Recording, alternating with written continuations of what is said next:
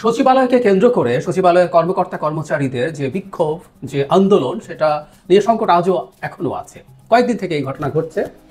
এই ঘটনা নিয়ে কয়েকটা কথা একটু বলা দরকার, এবং আমি মনে করি একটা ঘটনা প্রমাণ করে এই সরকার একটা রাষ্ট্র চালানোর জন্য ন্যূনতম কোনো যোগ্যতা রাখে না। এই ঘটনা দিয়ে সেটা খুব ক্লিয়ারলি প্রমাণিত হয়। আমরা জানি যে সরকারি চাকুরি আইন একটা নতুন অধ্যাদেশের মাধ্যমে 2025 সালে আবার সংশোধন করে দেওয়া হয়েছে। এটা 18 সালে একবার এটা আইন করা হয়েছিল। এখন যেহেতু সংসদ নেই, তাই অধ্যাদেশের মাধ্যমে এটা হয়েছে। মজার ব্যাপার হচ্ছে, এখানে যে আইনের যে ধারাগুলো নিয়ে প্রচুর কথাবার্তা হচ্ছে, এগুলো আসলে আগে ছিল, এগুলো ছিল না তা না। 1979 সালে জিয়াউর রহমানের সময় এখানে এগুলো ছিল, বরং আরও কিছু গুরুত্বপূর্ণ ইস্যু ছিল যেগুলো এই নতুন অধ্যাদেশে সংযুক্ত করা হয়নি।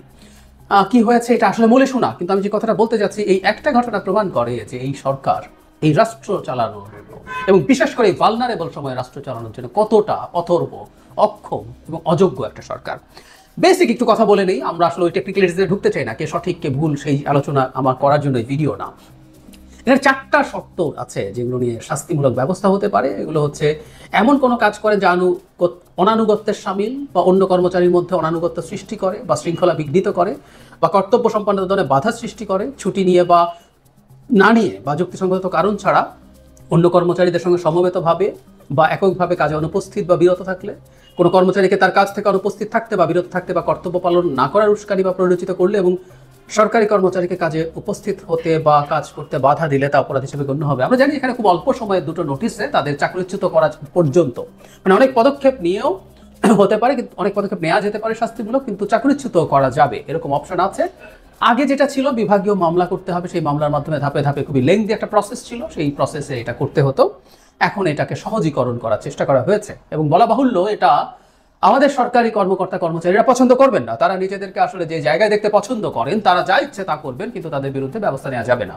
এবং এই যে তারা রাস্তায় নেমে আসলেন, মজার ব্যাপার হলো তারা যে নেমে আসলেন, এই অধ্যাদেশ কিন্তু জারি হয়ে গেছে, তার মানে এটা এখন আইনের মতো এফেক্টিভ। সরকার চাইলে এই অধ্যাদেশের অধীনে এই অপরাধগুলো কিন্তু এখন সংগঠিত হচ্ছে, এবং তাদের বিরুদ্ধে সরকার চাইলে ব্যবস্থা নিতে পারে।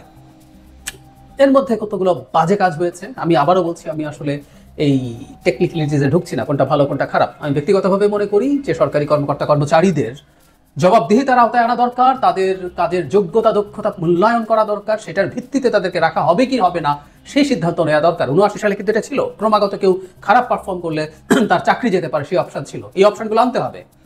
বাংলাদেশের বাজেটের, রাজস্ব বাজেটের প্রধান খরচটা হয় এই সরকারি কর্মকর্তা কর্মচারীদেরকে পোষার জন্য, তাদের বেতন ভাতা এবং অবসর পরবর্তী যে সুযোগ সুবিধা আছে তার জন্য। সুতরাং জনগণের টাকা খরচ করে এত ইনএফিশিয়েন্ট একটা বিরাট সংখ্যক কর্মচারী পোষার কোনো মানে নাই। আমাদের এই সরকারের সাইজও কমাতে হবে। এই আলোচনা আরেকদিন। যাই হোক, আরেকটা কথা একটু সাথে যোগ করে রাখাও ভালো। শেখ হাসিনা যেহেতু এদেরকে প্রচুর খাতির করতে চেয়েছেন, হাতে রাখতে চেয়েছেন, নানান রকম অনেক যে সুবিধাও দিয়েছেন, সুতরাং তারা মনে করছেন একই রকম পরিস্থিতি আছে, এবং এটা সবসময় হয়। কাউকে এই ধরনের একটা অন্যায় সুবিধা দিলেও এটা প্রত্যাহার করা খুবই টাফ হয়, ডিফিকাল্ট হয়। সেটাই হচ্ছে। এর মধ্যে অকাজ হয়েছে। আমি আমাদের এটা বরাবরের মতো দেখেছি, এনসিপির নেতারা হুমকি দিচ্ছেন আবার বিপ্লব করবেন, এখানে গিয়ে, বন্দরে গিয়ে, সচিবালয়ে গিয়ে।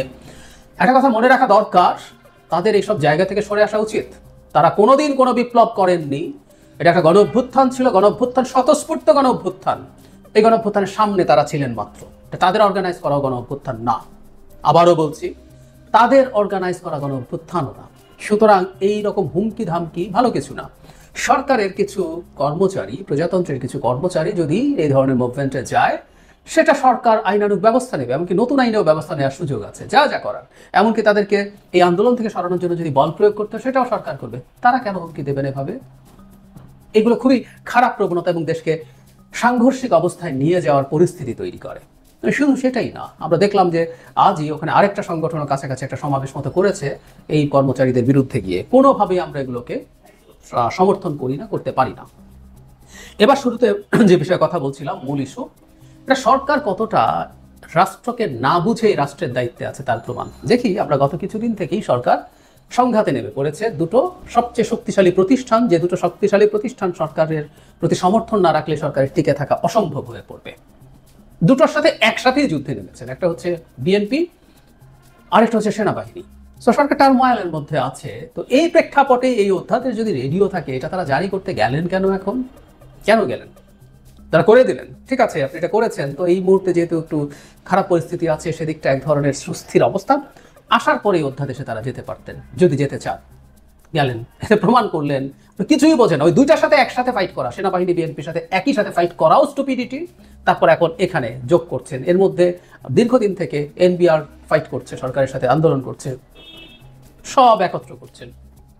আর স্বাভাবিকভাবেই যেহেতু দীর্ঘদিন থেকে সরকার যে কোনো অন্যায্য দাবি দাওয়ার বিরুদ্ধেও কিছু বলেন, আরো অনেকেই মাঠে আছে ন্যায্য অন্যায্য নানান দাবি দাওয়া নিয়ে। খেয়াল করি দলগুলো যখন প্রধান উপদেষ্টার সাথে বসেছে, তারপর প্রেস সেক্রেটারি বলেছেন আওয়ামী লীগকে নিষিদ্ধ করার পর দেশে নাকি একটা যুদ্ধাবস্থা বিরাজ করছে। প্রধান উপদেষ্টা বলছেন যুদ্ধাবস্থা যদি বিরাজ করে উনি বুঝে থাকেন, নতুন নতুন ফ্রন্ট এখন খুলছেন কেন? এবং এটা কিন্তু সত্য, আওয়ামী লীগ সংঘাত বাঁধানোর চেষ্টা করবে বা কোনো কারণে বেঁধে গেলে সেখানে তারা সুযোগ নেওয়ার চেষ্টা করবে। কেন ওবায়দুল কাদেরের একটা ইন্টারভিউ আমাদের সামনে এসেছে ভারতীয় একটা মিডিয়ার সাথে, সেখানে তিনি ক্লিয়ারলি বলেছেন তিনি নাকি 3 মাস দেশে ছিলেন। সত্য মিথ্যা জানি না, কিন্তু তার দাবি হচ্ছে ছিলেন, এবং তিনি এই যে সব কেওস হচ্ছে সেখানে কিছু করা যায় কিনা সেই চেষ্টা করছিলেন। ওবায়দুল কাদের বলুক না বলুক, এই ধরনের চেষ্টা যে আছে, এই ধরনের চেষ্টা যে হবে, এটা আমরা খুব ভালো মতো জানতে পারি, বুঝতে পারি। তারা টাকা খরচ করে ঝামেলা বাঁধাবে, ঝামেলা বেঁধে গেলে সেখানে টাকা ঢালবে যাতে ঝামেলাটাকে আরো খারাপ পর্যায়ে নিয়ে যাওয়া যায়। এগুলো তো নতুন কথা না, সরকার রিপিটেডলি বলেছে এবং এগুলো বলে আমাদের সমর্থন অর্জন করারও চেষ্টা করছে। তো তাহলে এসব নতুন নতুন কেওসের মধ্যে সরকার ঢুকছে কেন? এই প্রশ্ন আমরা করতেই পারি, বা আমাদের করা উচিত। অবিশ্বাস্যভাবে করুন। সেজন্যই বলছি যে সরকার যত সময় ক্ষমতায় থাকছে আস্তে আস্তে এই প্রশ্ন উঠতে শুরু করবে। বাকি সবকিছু বাদ দেই, নির্বাচন পর্যন্ত যাওয়ার জন্য এই সরকারকে ডেইলি রুটিন, ডেইলি কাজও যা যা করা দরকার, যা যা ম্যানেজ করা দরকার, সেটাও আদৌ তারা পারবে কিনা এই প্রশ্ন করা দরকার। এবং এই প্রশ্ন আমার মনে হয় জোরে সোরে তুলতে হবে। অন্তত সরকারি কর্মচারীদের সাথে যা ঘটেছে, তাদের কাছে কোনো গোয়েন্দা তথ্য ছিল না যে এখানে এরকম হবে? কোনো তাদের কাছে কি এটার সুযোগ ছিল না যে তারা তাদের সাথে যারা যারা এইসব করছে তাদের সাথে বসবেন? কিছুই করেননি। সো এইরকম একেবারে অযোগ্য, এই দেশকে বুঝতে না পারা একটা সরকার আমাদের বিপদই বাড়াচ্ছেন, আমাদের দেশটাকে আরো আনস্টেবল করে তুলছেন। আমি সেভাবেই বলতে চাই।